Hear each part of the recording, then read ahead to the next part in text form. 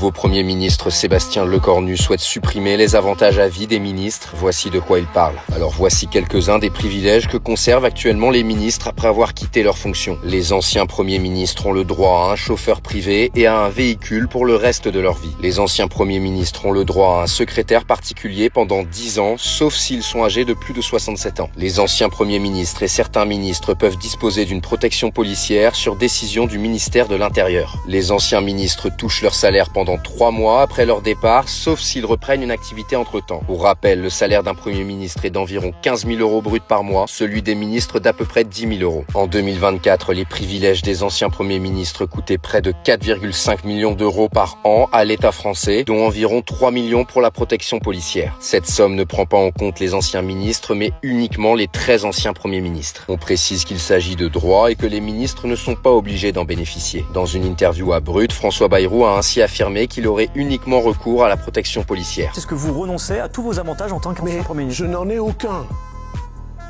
Il n'y a pas de retraite de ministre ou de Premier ministre, contrairement à ce que tout le monde croit. On avait droit autrefois à un secrétariat. Je ne prendrai pas de secrétariat et donc je n'aurai aucun avantage. Peut-être, concrètement, à partir de là, j'aurai droit à un garde du corps.